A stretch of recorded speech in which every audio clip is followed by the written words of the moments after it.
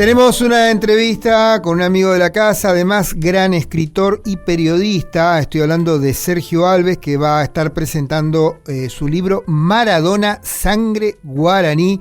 Él está al teléfono. ¿Qué tal, Sergio? ¿Cómo te va? Aquí desde Cultura en Movimiento, desde Radio Provincia. Café Azar te saluda. Hola, Café, ¿qué tal? ¿Cómo estás? Un gran saludo para vos, para todo el equipo y también para toda la audiencia. Bueno, muchas gracias por tu tiempo. Además, contanos cómo surge esta idea de Maradona ligado a la sangre guaraní.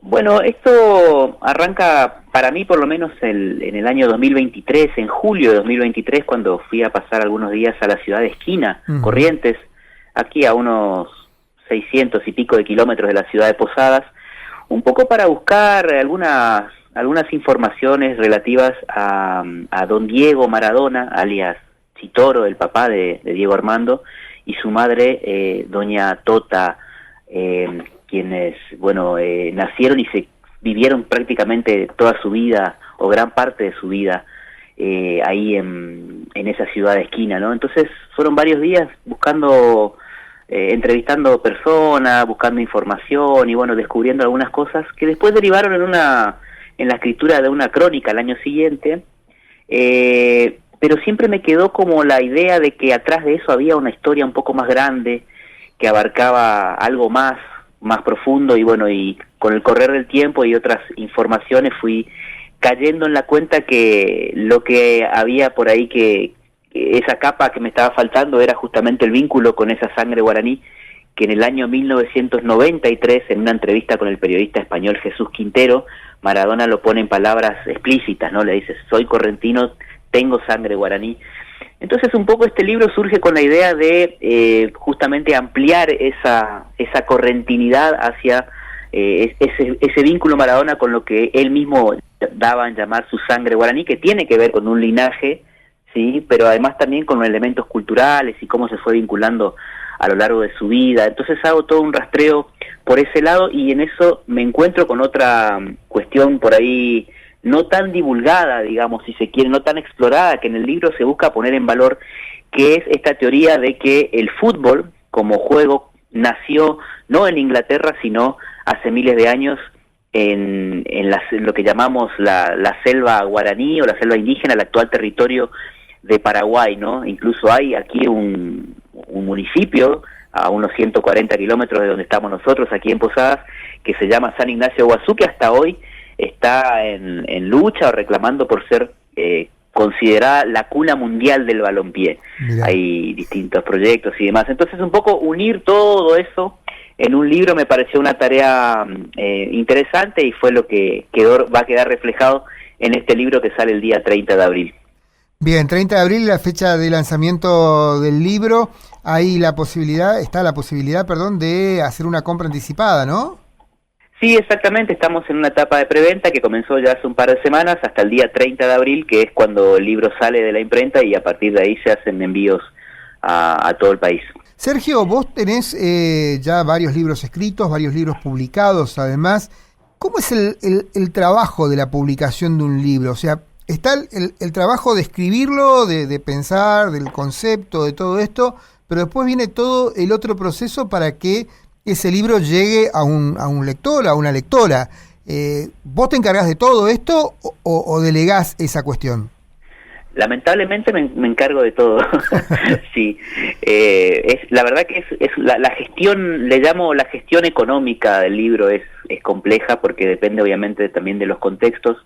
Uno quisiera entregar un libro a una editorial o a algún tercero, por así decirlo, y que todo lo que tenga que ver con las ventas y con la distribución del libro se pueda realizar de esa tercerización. Seguramente habrá, creo yo, una minoría de autores y autoras en el país que lo pueden hacer.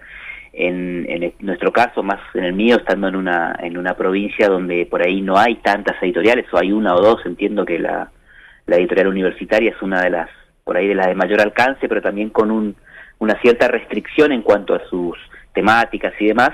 Entonces, por ahí lo que queda es hacerlo desde la autogestión. Este va a ser mi 8º libro, Así que empieza un proceso una vez que se termina de corregir y demás, de intercambios con diseñadores gráficos, con la propia imprenta y también la gestión económica, que consiste en una inversión, digamos, para poder llevar a cabo la impresión de ejemplares y luego todo lo que tiene que ver con la distribución, que cada paso tiene un costo.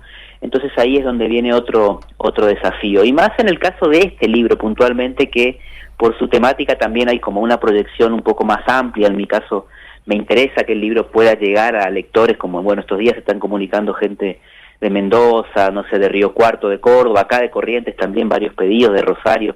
Entonces hay que darse el tiempo, la voluntad, pero también hay como te decía, una estrategia económica donde se juegan también las cuestiones ahí. Claro, en esto también esto es publicación de autor, sería, ¿no? Lo que está enmarcado dentro de publicación de autor. Podría ser, sí, tranquilamente podría ser esa la denominación, ¿no? Por eso también quienes compran el libro en esta etapa de preventa son también como un poco héroes y heroínas de esta historia de la publicación, porque es comprar también sin poder, a diferencia de cuando uno va a una librería, de ver el libro, tocarlo. Si bien en las redes uno puede comentar, puede mostrar una tapa, una foto, la verdad que es importantísimo el aporte que hacen estos primeros lectores que compran el libro en preventa, porque son quienes permiten la inversión para la impresión de esa primera edición, ¿no? Es como una suerte de colaboración cooperativa, digamos, previa. Sí, totalmente, y es un acto de fe también de quienes compran el libro en la preventa, porque como te digo, sin ver el objeto, están aportando y terminan siendo muy importantes en esa cadena que le permite al autor independiente, en este caso, afrontar los gastos que se van dando desde que uno directamente empieza a caminar esta senda, ¿no es cierto?, de la publicación, ¿no? Como decía, con el diseño, la impresión y la distribución, gestionar con las librerías y todo eso.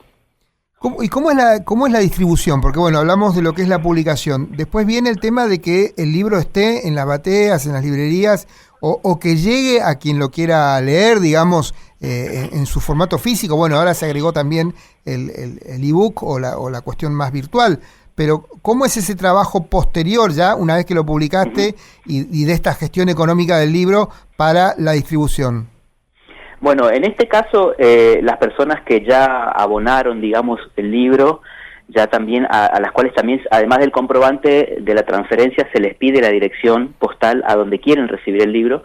Entonces, en el caso de estas personas, van a recibir el libro directamente en su domicilio. Uh-huh. En una segunda, independientemente de dónde se encuentren en el país, por lo menos, ¿no? En una segunda etapa, donde el libro va a tener un costo, después del 30 de abril, un costo un poco más elevado, un 25% más elevado, ya se va a trabajar quizás en una plataforma en la cual ya no tenga que intervenir por ahí el autor, sino que la persona simplemente, Mercado Libre o alguna de estas plataformas que estoy analizando, directamente haciendo un clic puede pagar y recibir el libro directamente en su domicilio. Quizás no de manera tan personalizada como en esta etapa donde soy yo quien recibo los mensajes, voy anotando, voy armando una planilla, etcétera, ¿no? Y además ya estoy empezando algunos convenios con algunas librerías en el país, bueno, puntualmente con una en Buenos Aires, que es la librería Sudestada, que tiene una muy buena ubicación y también ya tiene sus lectores ahí por calle Tucumán, en la ciudad autónoma de Buenos Aires, donde voy a mandar una tanda inicial para por lo menos quienes deseen adquirir el libro en esa ciudad, donde por ahí muchos, además de vivir, también pueden pasar y demás. Me interesaba que esté en Ciudad Autónoma de Buenos Aires. Ese es el primer convenio. Después iré viendo en otras librerías también. Uno tiene que ir, en este caso, al no contar con una editorial detrás, haciendo el trabajo uno por uno, digamos, hablando con cada cadena, con cada librería, y cada una tiene sus condiciones también, ¿no? Por lo general, entre el 30 y el 40% terminan del precio al cliente, al público, perdón, termina siendo parte del acuerdo con la librería. Bien, derivó esto de la charla porque me parece interesante. ¿Qué puntos vos entendés serían necesarios, por lo menos discutir, plantear, visibilizar como escritor que publica y distribuye sus libros, en lo que se refiere a el campo de la escritura y de la publicación de libros, para otros autores que por ahí te están escuchando? Bueno, es sumamente interesante lo que estás preguntando y lo que estás planteando, y lo agradezco porque es algo que realmente se habla muy poco, digamos, acerca de lo que tiene que ver con la gestión económica de los libros y de cómo los autores y las autoras, ¿no?, abordamos todo este proceso, digamos. Por lo general se habla del contenido de la obra, la cuestión más artística, etcétera. Pero es muy importante considerar esto porque yo creo, Café, que por así llamarlo, la industria de la palabra, la industria literaria, o nosotros quienes nos consideramos trabajadores de la palabra, somos dentro del espectro de otro, comparado con otros sectores, por ejemplo la industria audiovisual, el teatro, la danza, uno mira, tienen espacios consolidados institucionalmente, en el marco de políticas públicas, tienen incluso leyes muy importantes que han permitido desarrollos interesantísimos, como el caso de la industria del cine aquí en la provincia de Misiones. Bueno, cuando uno traslada eso al ámbito literario, nos encontramos realmente con un atraso muy significativo, que coloca justamente a quienes trabajan en el sector en una situación muy desfavorable, digamos. Entonces, un primer paso sería, bueno, resolver la cuestión que permita a los autores acceder a la posibilidad de imprimir y reimprimir su libro. La mayoría de los autores y autoras no tienen la posibilidad, que ya han publicado, no tienen la posibilidad por ahí de contar con un stock de sus obras por los altos costos. Entonces por ahí nos concentramos más en las obras que ya están, que se están por publicar, con las cuestiones nuevas, digamos. Pero también hay un gran problema para estoquearse y para contar con el catálogo propio, si se quiere, ¿no? Claro. Eso sería una base, digamos, poder facilitar el acceso a la impresión, del mismo modo que se activan por ahí algunas cuestiones para facilitar la realización de películas, por ejemplo, ¿no?, que son costosas. Entonces, claro, ahí Sergio, pensaba y comparo con esto. Y vos me vas a decir no tiene nada que ver, pero hay algo ahí, que es, por ejemplo, ahora en Andresito se gestionó un molino para productores yerbateros pequeños y medianos, que de otra forma no pueden acceder a un molino. En este caso creo que es parte de la Asociación de Yerbateros. Bueno, los escritores, como demanda, digo, hacia el Estado o como planteo de una política ligada a la publicación de libros, podrían proponer una editorial o una imprenta, digamos, para poder por lo menos abaratar el costo de lo que significa la publicación de un libro. Sí, totalmente, es un buen ejemplo, y yo creo además que hay que partir, se parte de una fuerte autocrítica también en cuanto a los niveles organizativos, porque por ejemplo, en el ejemplo que das, o para circunscribirnos al ámbito de la cultura, el ejemplo de el hecho de que el cine, por ejemplo, tenga una ley provincial y de que tenga incluso una industria floreciente. Bueno, hoy en este contexto sabemos que todo está un poco más retraído, o un poco bastante más retraído, pero para no entrar en ese lado, quiero decir que fue pretérita la actuación, la organización y demás de sectores independientes que se unieron para ir logrando esto. Quizás quienes por ahí trabajamos más con la cuestión literaria o la producción de libros, por así decirlo, porque no solamente hay literatura, ¿no? Sino que hay muchos otros géneros. Entonces, lo que quiero decir es que también habría que fortalecer un poco esa unidad y esa organización. A veces la verdad que no hay voluntad, hay sectores que nos cuesta más por ahí, o que no hay intenciones también. Eso hay que partir de ahí, ¿no? Digamos, todos los logros que se tienen que ver con eso, con una organización previa que tiene que ser fuerte y sostenida en el tiempo. Aparte, también el origen del lenguaje, quiero decir, el trabajo de la realización audiovisual o del teatro requiere de la participación de muchas personas, digamos, y ahí hay un trabajo colaborativo. Quienes escriben, yo también a veces escribo, lo hacemos solos. Sí, seguramente que ahí hay un punto, ahí probablemente esté el núcleo de la cuestión, ¿no? Digamos, si bien hay algunas experiencias interesantes, ahora hace unos 3, 4 años, post pandemia, surgió la Unión de Escritores y Escritoras de la Argentina, también un espacio donde se piensa desde un lugar que concibe, digamos, al escritor y a la escritora como un trabajador, digamos, ¿no? Como buscando esas mejores condiciones, más allá de las cuestiones de los contenidos, de los géneros, de las cuestiones artísticas. Me parece una experiencia interesante que quizás se pueda replicar en algún momento acá. no lo sé, tampoco quiero, puedo hacer como un análisis y un diagnóstico porque vivencio, digamos, las limitaciones que tenemos, pero también debo reconocer que en mi caso, por ejemplo, no he participado de reuniones ni de espacios, entonces sería injusto también como que no lo reconozca, digamos. La verdad que hago una fuerte autocrítica en ese sentido, pero sí puedo señalar con claridad de que quienes hacemos de esto una beta laboral, si se quiere, o que estamos buscando todo el tiempo publicar y que los libros se puedan comercializar, tenemos serias limitaciones. Estamos hablando con Sergio Alves, periodista, escritor, está presentando el libro Maradona, Sangre Guaraní. Sergio, si tuvieras que invitar a la gente a leer el libro, ¿cómo le invitarías? ¿Qué le dirías? Bueno, al principio diría que esta es una obra que quizás como destinatarios principales tenga a quienes sean admiradores o quienes estén interesados en el personaje, ¿no? Me parece que muestra una faceta que quizás no es la más explorada, porque justo se comunicó estos días un coleccionista de libros de Diego Maradona y me decía que hay cerca de 200 libros mínimamente acerca del personaje y se abordan un montón de aspectos y facetas. Bueno, yo creo que esta cuestión de su sangre guaraní vía correntinidad, si se quiere, y el contacto que él tuvo con ese aspecto de su propia vida, de sus propias raíces, vinculado también a la historia que tiene y la reivindicación que debe hacerse acerca del fútbol como un invento guaraní y no de los ingleses, me parece que puede llegar a ser algo interesante o algo que por lo menos puede despertar interés a quienes les apasiona estas cuestiones, ¿no? Lo que puedo garantizar es que es un libro que se ha hecho con mucho cuidado, con mucho cariño también, así que simplemente eso, que pasen a descubrir por ahí alguna faceta poco explorada del personaje y también de la historia del fútbol como deporte.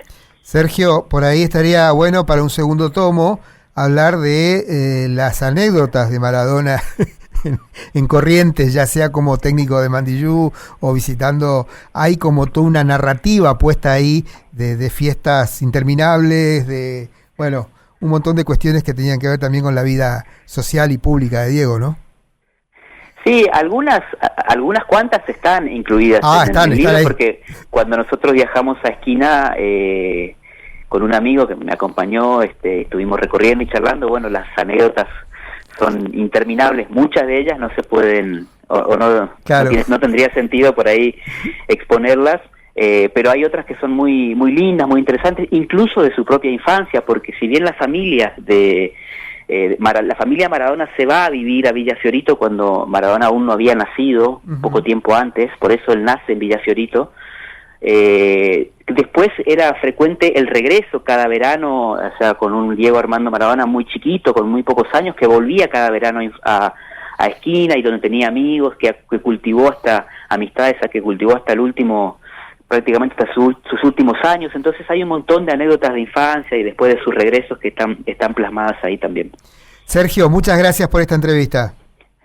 Un fuerte abrazo, que estén muy bien, hasta luego. Gracias, ahí estaba Sergio Alves, periodista, escritor, presentando el libro Maradona, Sangre Guaraní. El libro sale el 30 de abril.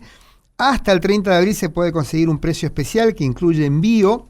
Esto hay que hacerlo a través del alias de Mercado Pago, que es Salvez, con Z, salvez.mp,